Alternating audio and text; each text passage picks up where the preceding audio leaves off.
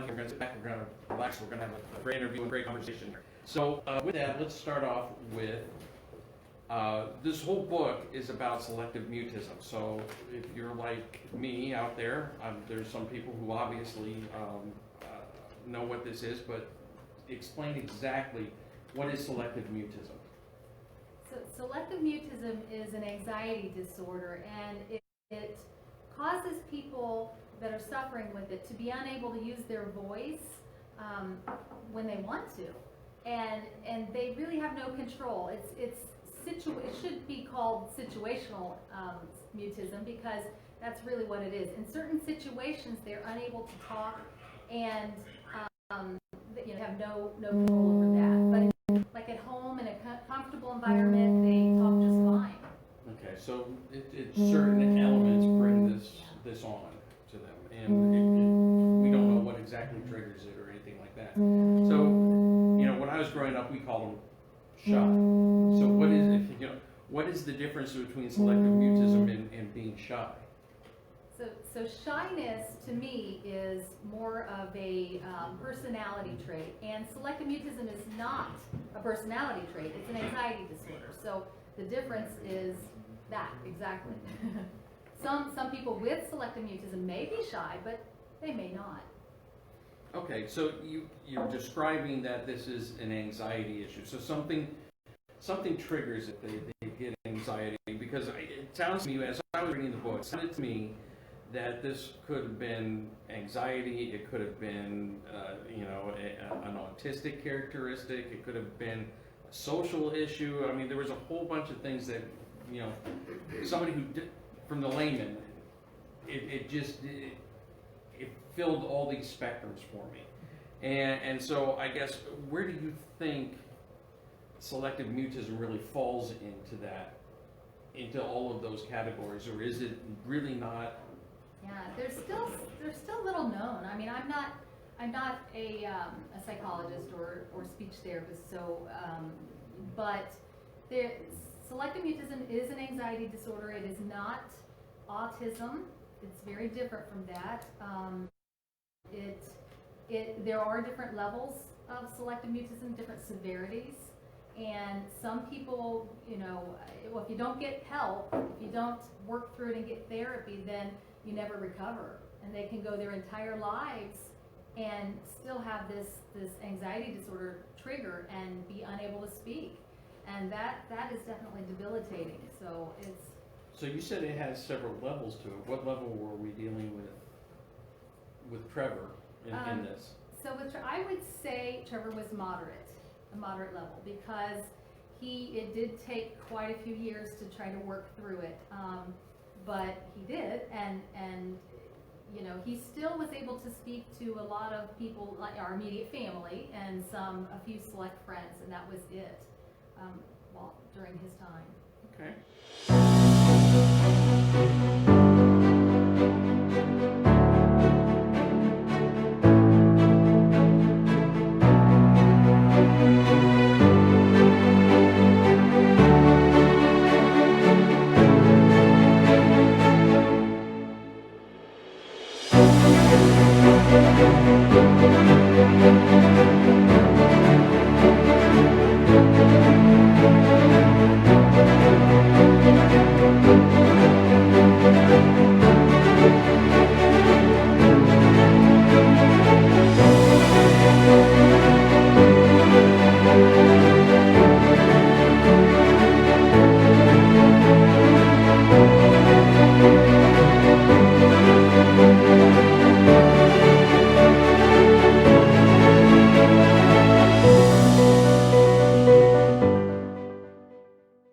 So let's get back to the book here. The book is written like, it's not a self-help book. It's more of what you went through as a parent, and the trials and tribulations that Trevor actually went through on this, right? So when did you first realize that Trevor had selective mutism?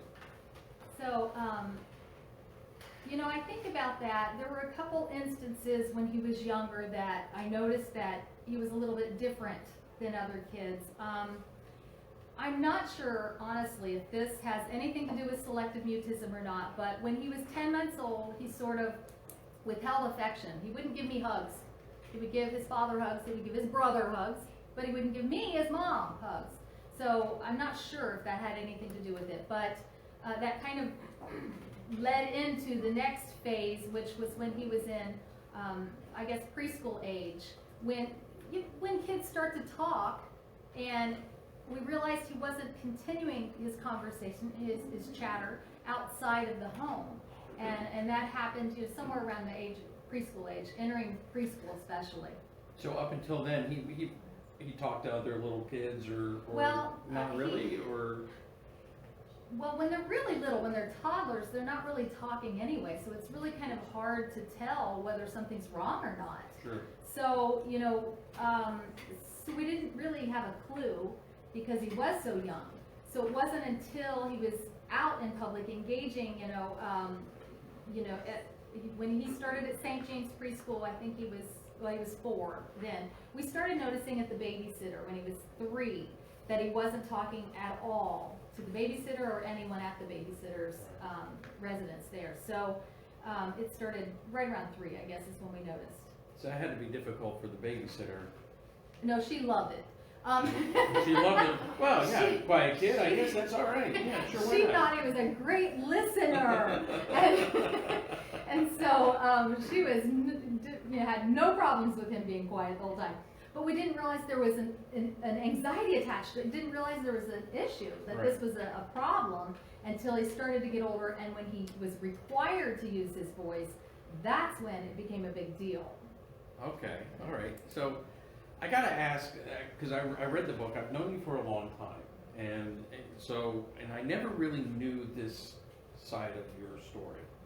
And I have to ask, why did you write this book? I mean, it's very personal. It is. And I will tell you that I did talk to Trevor first to get his approval, because I feel like sharing my story about Trevor's life and about my life raising a child through selective mutism will offer hope to other parents out there that are struggling. And when you're in the moment, when you are that parent that has this child that is not responding the way you want them to, and when they're struggling with something big, then it's so hard to see outside of that or past that. You think life is always going to be like this, and so it was really challenging to imagine him being normal. Not that he's really normal, but anyway. So just kidding. But it's really hard to imagine him being able to talk when I saw him shutting down all the time outside. So I wrote this to offer hope to those that are in this situation, and also to help bring awareness to selective mutism, because that's the only way we can fix the problem is to know what the problem is. Correct. I mean, like I said in the very beginning, I didn't know what it was until you were writing this book, actually, and I was going, oh, okay. You knew him after he had. True. I've known him recovered. since the 8th grade, so yeah, he's come a long way. That's definite. So, how long did it take you to write this book, though? It took about 2 years to make this thing come to life. I tell you, the biggest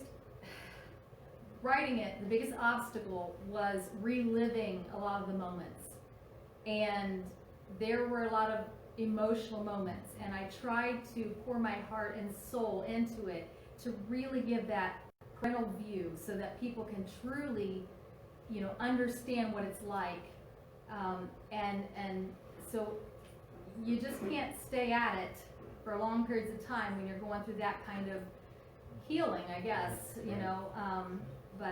so it's sort of therapy for me just to write it. Wow. So, yeah, I was going to say, because it does get very personal. I mean, it had to be difficult at times for you, and even for Trevor, to relive these experiences. I mean, can you kind of expand that a little bit? Yeah, so I did talk to Trevor ahead of time, but I honestly didn't share with him everything I was going to write, because it was bad enough I was going through it. I didn't want him to have to, and to relive it right then. But I think he's dealt with it really well. He's done maybe even better than I did, I don't know, but you know, these words need to be told, these words need to be heard, and these words need to touch those people out there that need to hear them, and to be touched by them, and to realize it's not the end of the world. You know, there is hope. Your child can be completely normal, can live a healthy, productive life, and a life with words, and to be able to be verbal. Well, did you ever get to a point when you were writing the book where you said, you know, I'm not going to write that. Maybe I should write that. I know it's just too difficult. I'm not going to do that. But then you end up putting it in. I mean, any of those type of experiences? I did. There was a chapter I eliminated. It just didn't flow well with the rest of the book, and you know, but for the most part, I left everything in as much as I could. Everything that I felt was relevant for people to hear, to know what it was like, you know, so that they can get through it too.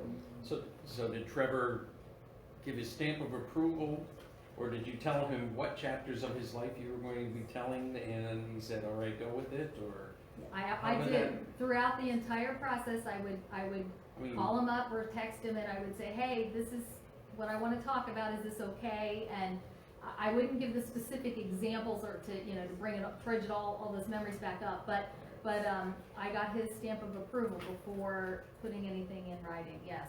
Okay. Well, sometimes after putting it in writing, but then I have to look, you know. But anyway, yeah. All right. So we have another. So as I was reading the book, you know, I know this is your first book, and you write very well, like a seasoned writer, and you talk in your own voice. I feel like I could hear you telling these stories, and I really kind of enjoying that. But you kind of go into also almost a history at one point. You indicated that his grandfather had it, and you kind of give the impression that this is almost a hereditary type of anxiety. Do you really think that's the case? Is it really, or is it something that traumatically happens to somebody and that causes this? Or is it a combination? I mean, really, where does it fall into that kind of? So you know, years ago, they used to think selective mutism was brought on by trauma. And although there's still a lot not known about it, they have determined it is not trauma-based. Okay. So at least that's all of what I've read. And but it as far as genetics, you have to have a genetic predisposition for anxiety in order to develop selective mutism.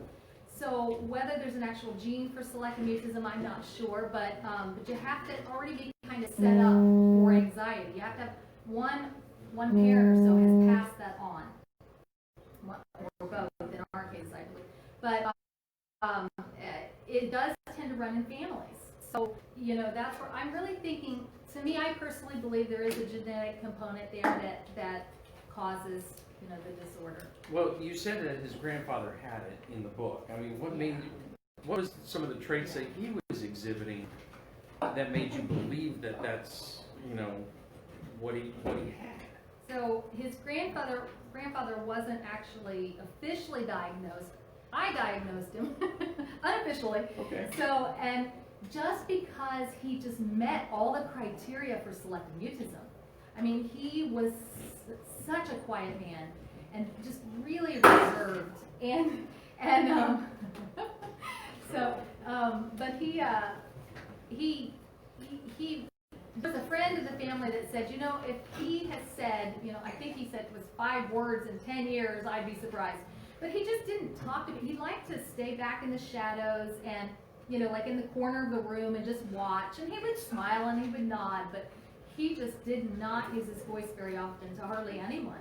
So, but he communicated with you. He did. Because this was your husband's grandfather, correct? My first husband's father. Father. Yeah. So Trevor's grandfather. Okay, so yes.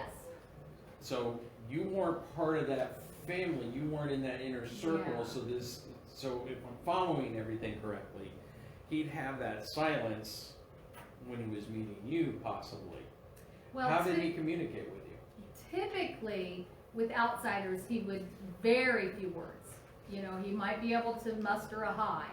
But I've always been interested in psychology, and I've taken tons of courses when I was in college, and then my own medical background, you know, physical therapy, I guess, has helped, I don't know, made me more receptive, or, you know, to people that are struggling with anxieties and different issues, and so, more understanding, I guess. So somehow I sensed, I guess, that he, you know, had some kind of anxious feelings, and I just tried to make him more comfortable. I would just kid around and, you know, just talk with him, and he just seemed to talk a little bit more to me, and, you know, I feel kind of blessed that he did that, but still was a man of few words, but, you know, I think I got to see a side of him that not many people saw. Tell me about Trevor as a little boy. I mean, we get a sense in the book, but just tell me what he was like as a little boy up to the 3rd, 4th grade.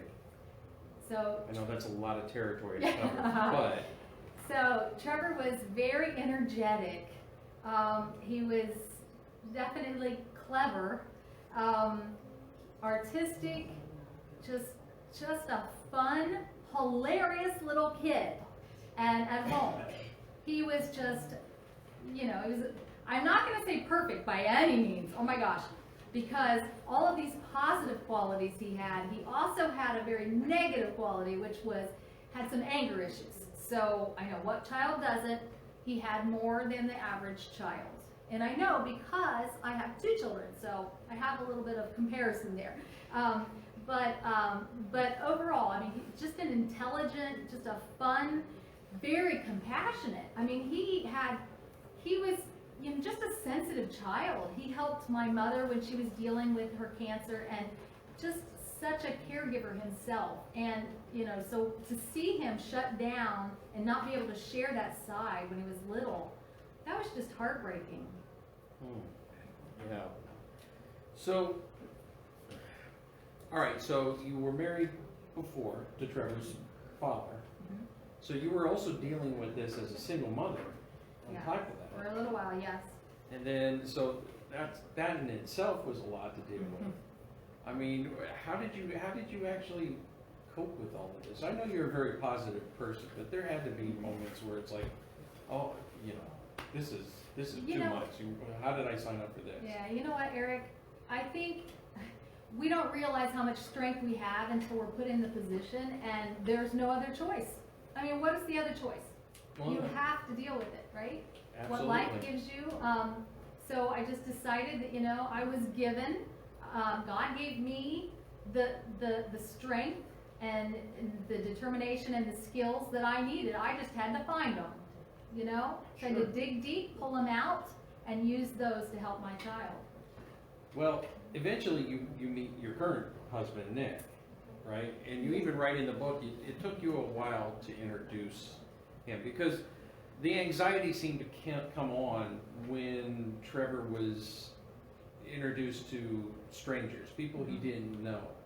You had to be a little nervous about this conversation that was coming up. I mean, did you prompt him ahead of time and say, you're going to meet this guy? I mean, did you make him feel comfortable? How did that work? I mean, it could have gone a very different way, and, well, you know, if you didn't approve, I don't know if you'd Nick be around, you know? You're right, because it's very important what the kids think. Yes, absolutely. It did take me a while to introduce them, but, you know, partly I didn't want someone coming in and out of their lives. I had to know that this was going to be a permanent situation, and before introducing, so it did take me a little while, but I prepared both of the boys. I talked with them, and you know, would say I have a friend, and, you know, just kind of eased them into it. So it was a very interesting experience when Trevor met. Josh, of course, he was like, I don't know, 6.5 or something like that when he met Nick, and it was so adorable because, and this is something that's not in the book because this is about Josh, and everything in the book is about Trevor.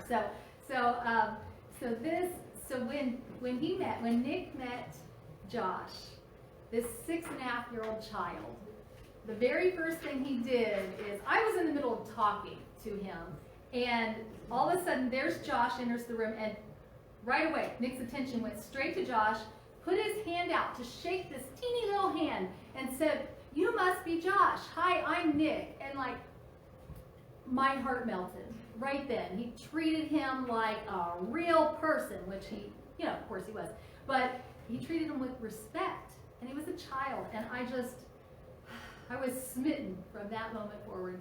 So, so when he met Trevor, it was a little bit different. This is in the book, and so he did.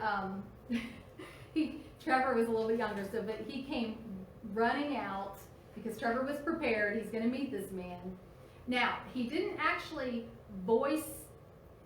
Okay, let me say this right. Okay, he did make sounds, but he didn't use his voice. All right, when he met Nick. So he comes running out, he jumps on his lap, and he farts really loudly. And so, and Nick said, "That's my boy." So, can't wait to meet Trevor. So it's awesome, yeah. Don't do that when you come over here. You gave a seal of approval.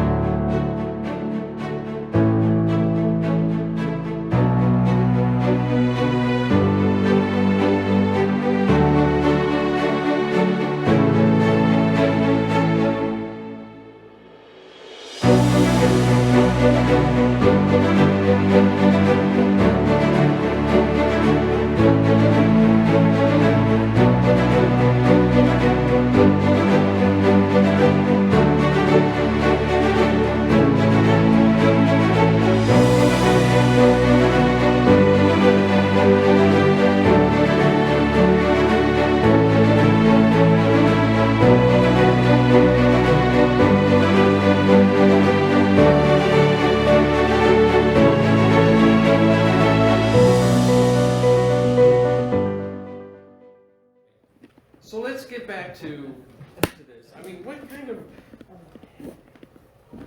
kind of treatments are available for selective mutism? I mean, you had very select. I can't imagine you had a lot of options back then. Okay. Yeah, because like we were talking about it, the psychologists in the book. I mean, they had. He didn't know what it was, and he kept trying to push it into the autistic spectrum. Yeah.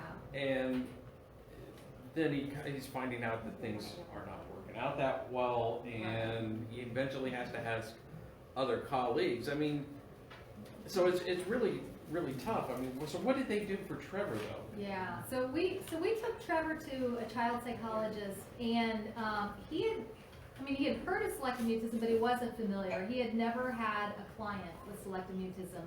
So of course his first instinct was to go with what he does know, which was autism. And so we tested him for that. He was so sure. He thought for sure he had autism, and he did not. He did not meet the criteria for that. And he thought, well, maybe he has ADD. Nope. Borderline, but nope. So, then he had to collaborate with some out of the state, out of the area psychologists that did have some experience with selective mutism in order to make a definitive diagnosis. So as far as coming up with a treatment plan, he told us the very first thing he said to us parents, he said, don't make a big deal if Trevor talks or doesn't talk. Don't make a big deal out of it. And so that was his main advice. So as far as therapy, I think really his approach was just try not to make a big deal, and then he was just going to try to get him comfortable in the office. He didn't really have a definitive strategy, And unfortunately, he made a mistake, and he made a big deal when he heard Trevor speaking, and that didn't go over well. So He broke his own rule. He did, and Yeah. I was, Trevor was in the office. Now, was he the only one that you went to? He down the road? was, because I couldn't find anyone in the area that knew about selective mutism. So after him, and after we went to him, and a couple of visits, and then when he came out and told him, Trevor, I heard you speaking and nothing bad happened. Well, yeah, that happened. So poor Trevor shut down for a while, and so And you kept seeing him after this? No, I did not take him back after that Okay. incident.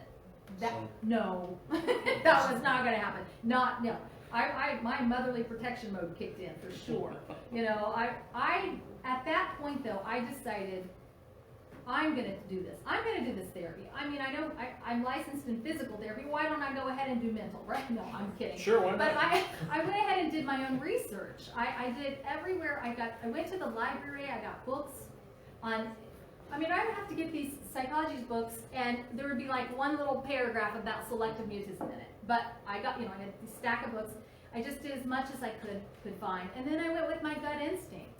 And even though I know you mentioned that this is more of a memoir, it does have a self-help flair, because there are in the back of the book there are Right. some therapy ideas Correct. and techniques in there.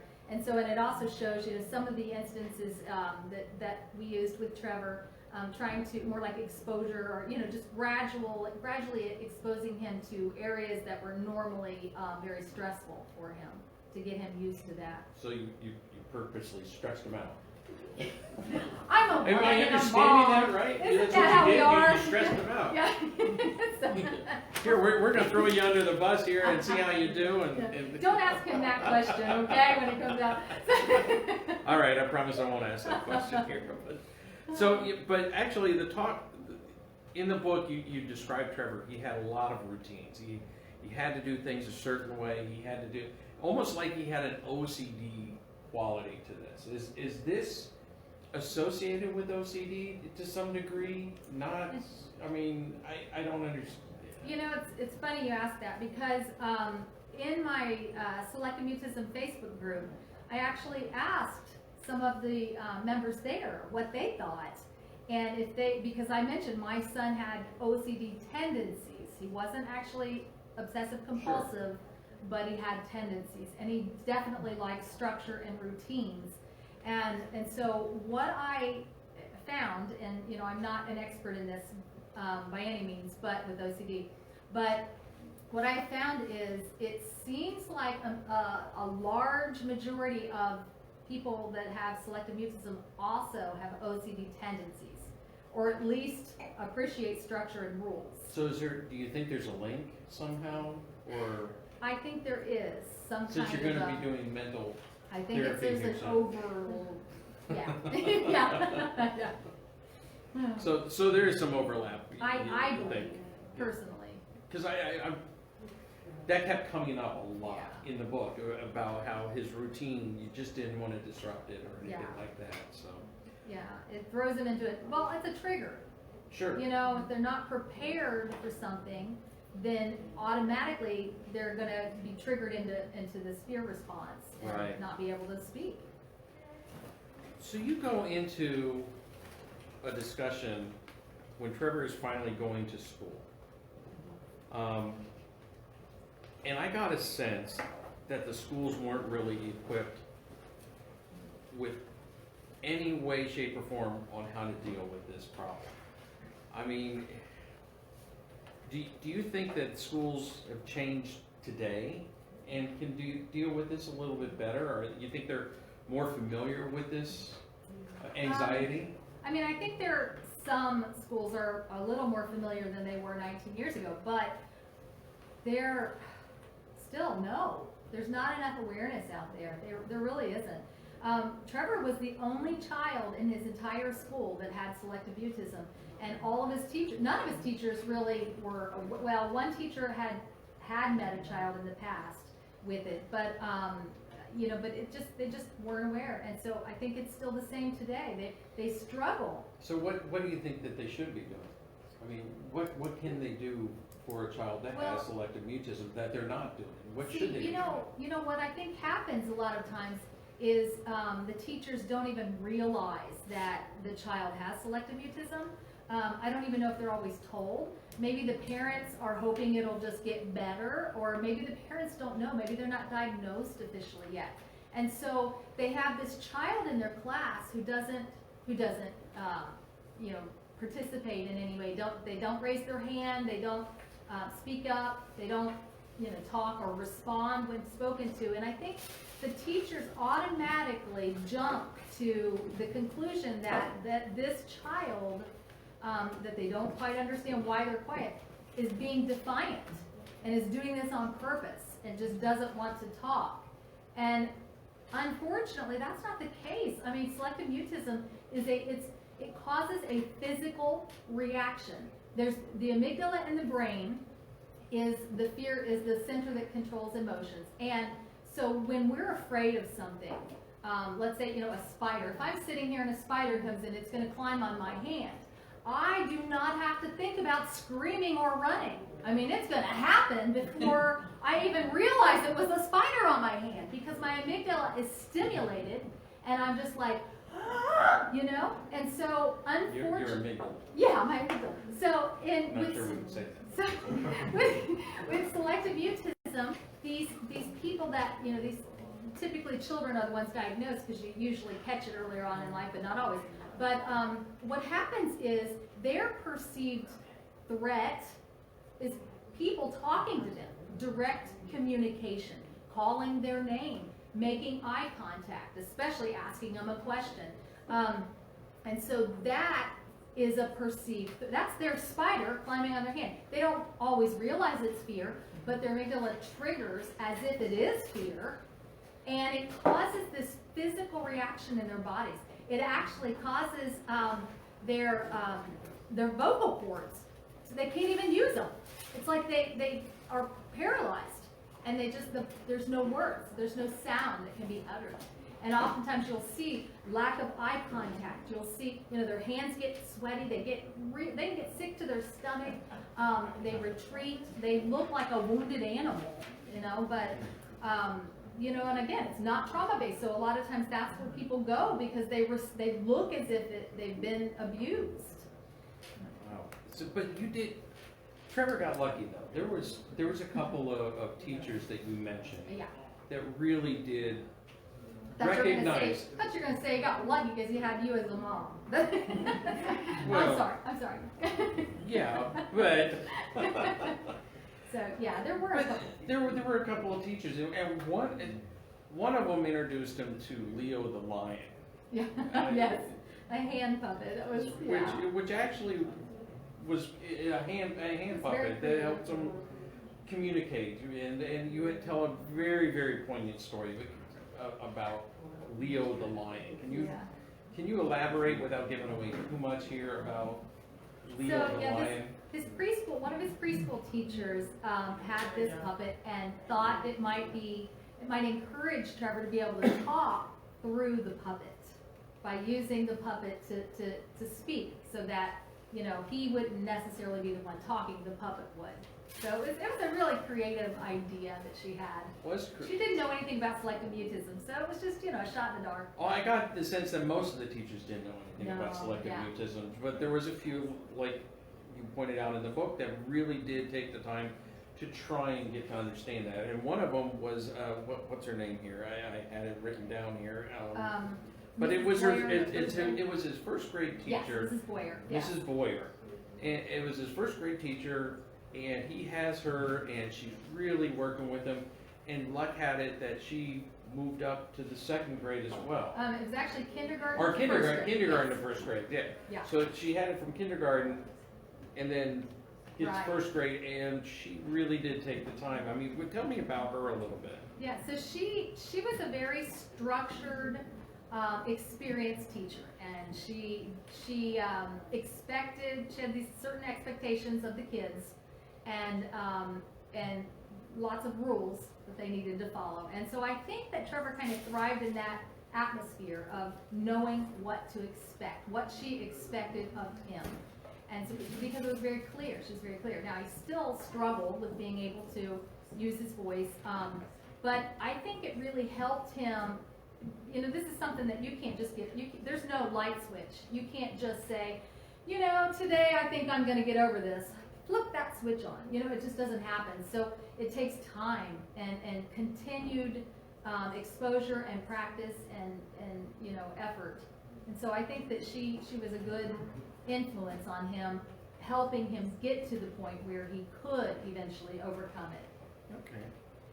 I'll tell you what, why don't you read the introduction to your book here, and then we'll do another drawing after that. Good. Is that the book we're giving you? No, we got a different book to give away, so. We have. So, but Yeah. why don't you read the introduction here? I mean, it does really set up what this is all about. do that. So with this introduction, I really wanted to try to explain what it's like having a child that you think is fine, and then you realize is not fine. So that kind of defining moment, that incident that happens. And so that's what I use for the introduction. All right. Meeting selective mutism. The sun shone down, reflecting off the pavement and lighting up the sidewalk leading to the preschool building. All the parents were proudly marching their children toward the school for the first day. Some of the kids' excitement converted into energy. They jumped off the brick wall surrounding the flower garden or the large rock near the path heading back to St. James Preschool, which was hidden behind the church. The air buzzed with heightened emotion, and smiles were shared by everyone around. It was day one of their new life, and all the children embraced the upcoming adventure. I glanced down at my own 4-year-old son's precious face. He was wide-eyed and interested. Today was the beginning of something new and mysterious. We shared a smile over the unknown possibilities this moment held. Trevor had been looking forward to this the whole summer.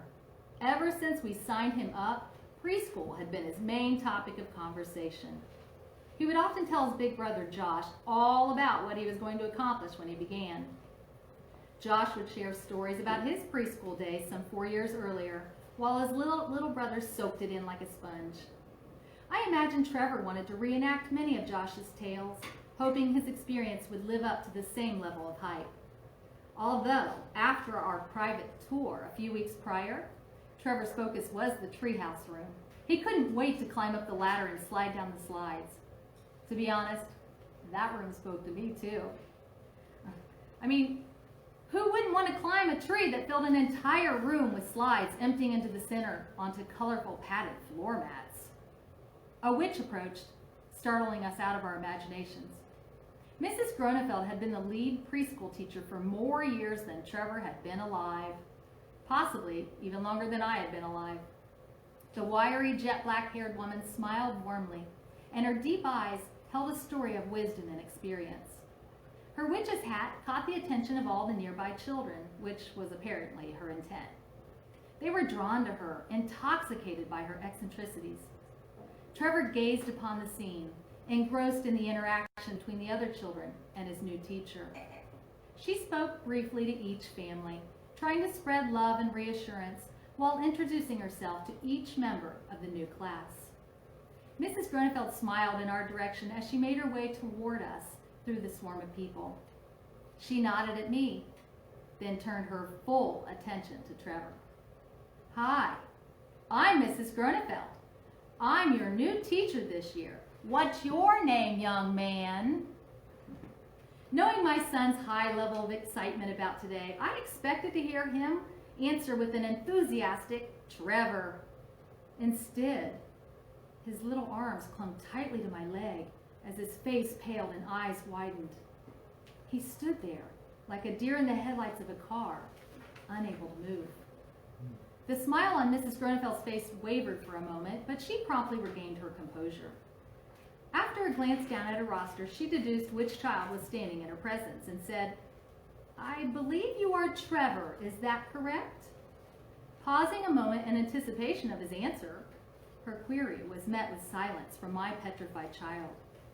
He gave no response, not even a nod in confirmation from the tiny body still attached to my leg.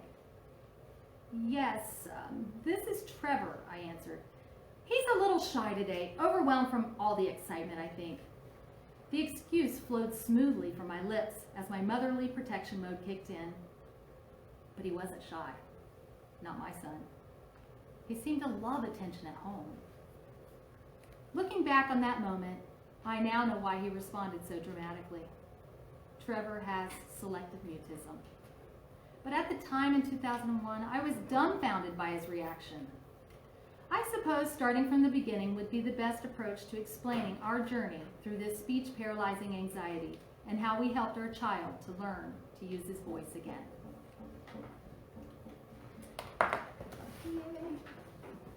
Let's do another drawing. Thank you. Are you clapping? Right, clapping in the comments. Okay. We do have a winner for the next drawing here What's online. the book? Let's see what the book is first. All right. All right. So the book this one is from Lewis Erickson, and it's called God the Father Revealed. And so this book is, let's see, it says, does God seem confusing to you? Don't live another day without understanding and knowing God. And so Lewis was kind enough to offer this book, and we do have a winner, and the winner is Virginia Avery. Virginia! Congratulations! Are you clapping? Are you clapping? Right, clapping the comments.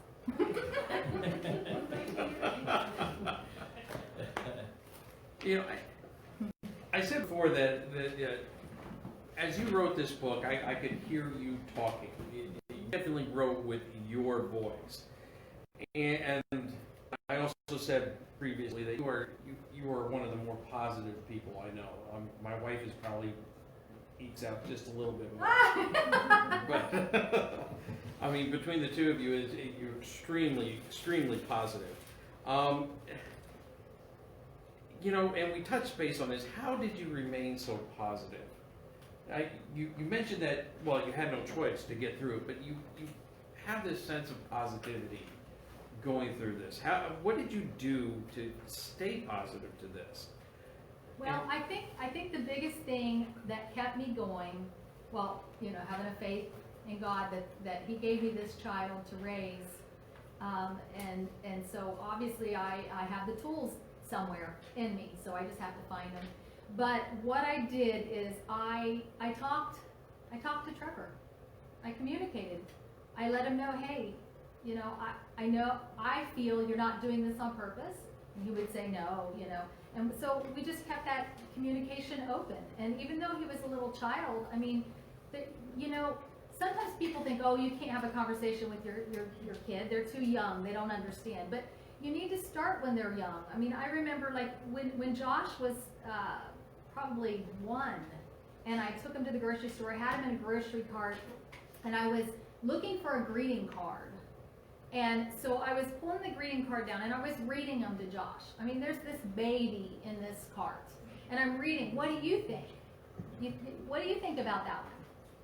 You know, and so, you know, so I mean, we need to treat them. They're people. They're just little people. So, you know, we need to try to open that communication with them and let them, so they can feel comfortable telling us when they're having struggles and issues. So I guess I focused, and then I knew deep down, this is not going to be forever. I was determined, well, you know? Just like we had technical difficulties starting this whole thing, right? But I was determined this was going to be fun. I had already known it was going to be fun even before it started. And it's fun. Isn't it fun? Right? Fun! Right? Fun! If you want to win a free book, write fun in the comments. So you said that you had confidence that this was going to end at some point. And was there a point where you can look back on it and say, you know, that was the beginning of the end. We've turned a corner. We may never ever be completely rid of this, but we've turned the corner where I don't have to worry so much. Yeah. I mean, when was that? When Trevor was in the 2nd grade is when he first was able to use his voice, you know, to a couple of friends in school. And I think the moment that got me the most was when he read a report in 2nd grade, and there were a few parents in the audience and all the kids and the teacher, and he did it. I mean, he was like doing it like this, but he did it. And so it was about, I can't even remember, I wrote it in the book what the essay was about, or that he wrote. But all I remember is the emotion, because I'm sitting in the audience and I can't see him anymore because I have, tears just streaming down my face and, filling my eyes. And I mean, I can hear him, but I can't see him. And, the parents around me are just thinking I'm some babbling idiot, I guess, I don't know. But, because they're reading a report. I don't think it was that emotional of a report. But, oh my gosh, that was like the defining moment that I knew, this is it. He's done it. He's made it through. He's overcome the verbal aspect of selective mutism. So what kind of help is out there for people who are suffering for this? I mean, where do people turn to? Well, I would suggest the first thing is the internet. You get on, you Google search selective mutism and see what pops up. Now, I do have a website, gayjames.com, and you can go there, and there's some information there also. And I created this cool little drawing that shows this mother and her son talking to this man, and it has the man is asking, "What is selective mutism?" And the little boy has a thought bubble, and it says, "It's where my brain won't let me talk."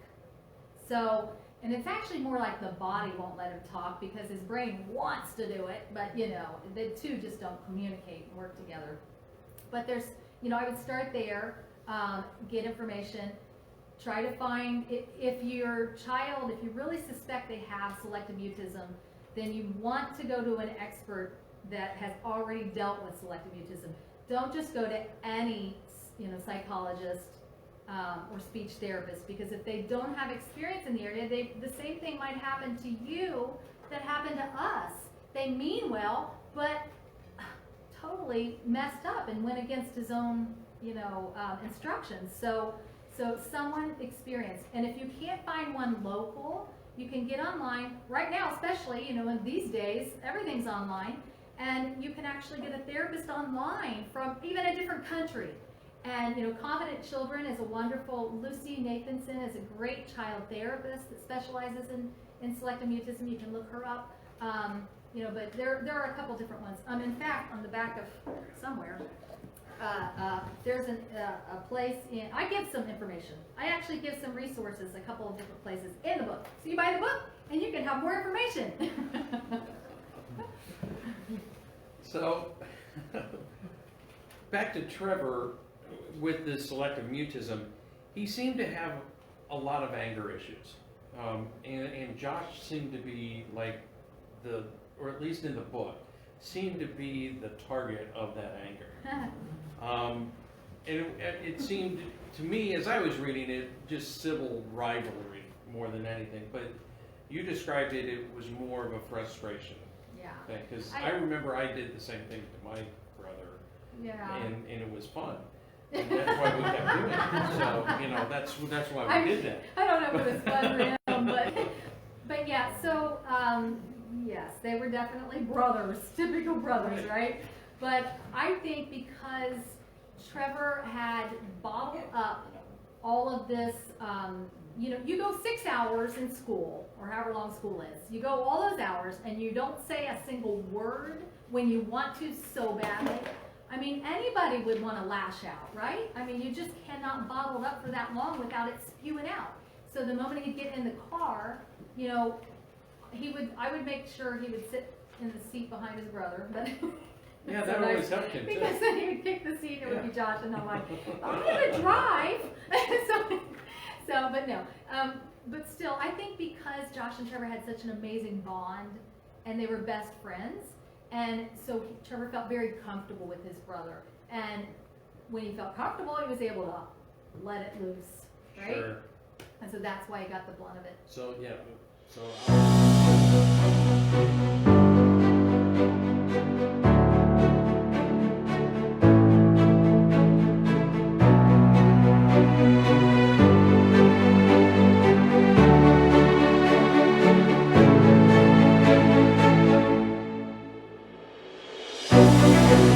Thank you.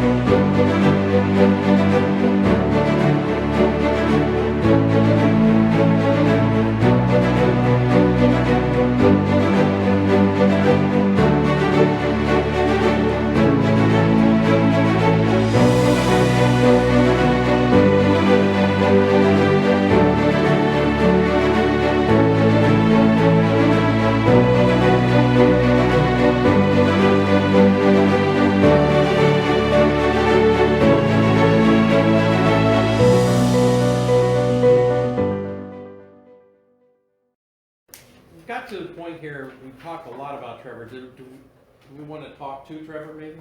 Trevor, you Oh, wanna come yes. here? There's my baby, the star of the book. Yeah. Well, it's good to see you. Yeah, good to be here. Thanks. You actually played a bigger part in this book, other than being the central figure in the book. You did the cover. I did, yeah, that's kind of behind me here. Hard to see probably with me in the way. Yeah, no, I created that one. Okay, so walk me through this. What made you decide? I mean, this is your creation, right? Yes. You came up with this design. Tell me about the cover. How you came up with it? Yeah, so the whole idea, I mean, was to kind of visually represent what the book represents and selective mutism, like in itself. So we have, I mean, it's the little boy who's surrounded in this void of darkness, which is kind of like a feeling you are, he's all alone, there's no one around him. But I mean, he's clearly in a path, or on a path, in a tunnel, and there's that light which represents like the hope at the end, right? It's gonna get better. Right. He just has to take the steps to get there, and kind of following the course of the book that there is the hope out there for him. I really like the cover. It's a very neat cover.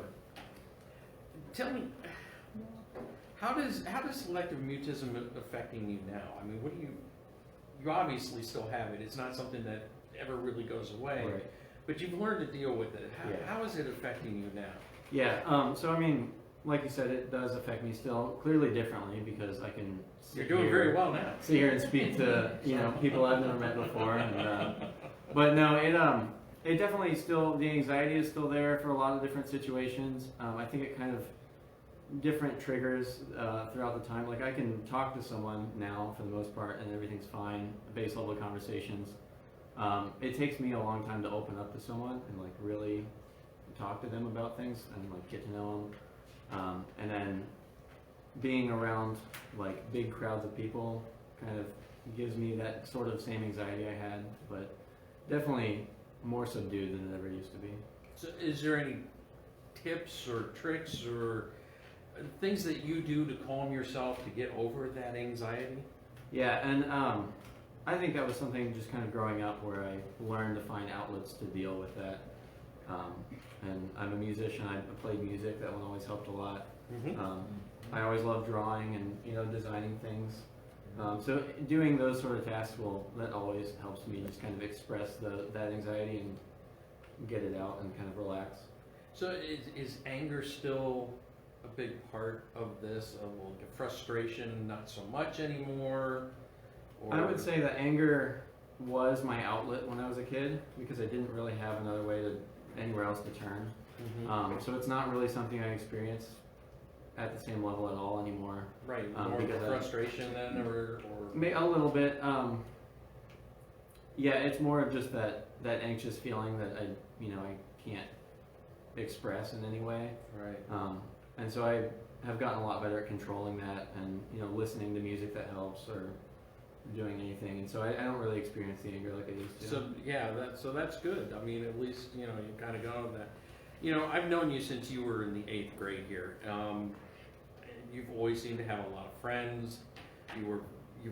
So I didn't know you when this was really huge, Mm-hmm. but it was still a major part of your life there. I mean, do you remember a time when it clicked for you? We heard your mom talk about it, Mm-hmm. but is that the same thing for you? Was that the same moment, or was it some other moment that really said, you know what? It's an anxiety. I'm going to do this. I'm going to get over this, and it gets easier every time, kind of thing. Yeah. For me, it wasn't necessarily one specific moment, like the flip of a switch. I mean, I did start to speak to people just a little bit in 2nd grade. Mm-hmm. But even throughout, it was just kind of a slow process that it just took time. And I mean, I made some friends throughout, late elementary school, and by middle school, I kind of had my core group that I stuck to. Right. I didn't really venture out. And then as soon as I got into high school and I joined the marching band, that definitely helped a lot, and I became more comfortable around such a big group of people. You were the field commander. Yeah, right. And by the end of it, you had to bark out commands. So I mean, you were Absolutely. doing very well. Yeah. So it was definitely a process, but Wow. yeah. All right, so your mom comes to you and says, I'm going to write a book. Oh, and it's about you. So, I mean, what was going through your mind at that point? I know what would go through my mind, but Yeah, I was definitely very hesitant at first. I mean, it's obviously really personal and, you know, something that I don't really tell many people about or really like bring up much. right. So I was definitely hesitant, but you know, in the end, just she's been so supportive of me and all of my decisions ever. So that's what I wanted to do for her too. And love you too. And really just like everything she's done with it is great, and I'm in full support of her. It's really good. So, what's next for you? What are you going to do now? Well, I'm in school for design still. I'm trying to get my degree with that. Ideally, I'd like to take that on and be a graphic designer, doing, you know, I think somewhere. you're off to a good something. start. Definitely helps, you know, building a portfolio, but that's the goal eventually. Great. Well, I wish you nothing but success. I think you've done a great job. We're going to let you off the hook here, guys. Everybody, so thank you very much. So we're gonna start wrapping. All right. Awesome. So we're gonna finish this up. Do you want to meet Josh, the brother? Introduce him real I can quick. introduce him. Do you want Yes. to come here, How Josh? about we just say hi to the viewers? This is Josh. Trevor's. Oh, he's going to do it from behind. Josh. Thank you. Yes. Okay, so we got one more. Let's talk about a few things here. What's next for you? What are you doing next? Oh, so Trevor and I are working on a children's book, and Okay. we're gonna be making to help those kids that are dealing with selective mutism, and also to help the teachers out there to learn a little bit. So we're in the beginning phases, but it's coming. So be patient. It's coming. All right. So where can people get more information about selective mutism? So you can go to my website, gayjames.com. That's Gaye, James.com. Or, and there's some information there. You can become a member of the Silent Tribe, and that consists of me giving you an email every week. Some information on selective mutism, some just kind of just telling my story a little bit more. And spreading awareness is the biggest thing. So they can get it online, the internet, books at the library. There are a ton of books out there. Well, I shouldn't say a ton. There are a few books. So yeah, there's some places they can Places get for them to information. go there. Okay. And where can we get your book? I mean, we've been talking about this, so where can people buy My book it? is right here. Look at that. All right, so if you want that one book, So yeah, this is go where right we're here. gonna know. Where do people? Officially, you know what? This is the hardback, and this is the only one. Okay. Oh. The hardback has not been approved yet, so I'm still working on that. It's coming. It's coming. But the paperback is ready. Where is that paperback? I read from it. It's somewhere. Oh, you have it. Oh, he stole my No. book. I just had one. So the paperback is out right now. Pretty much anywhere books are sold. So your local bookstore, just online, type it in and type in "Living Beyond the Silence," Gaye James, and I will pop up most likely.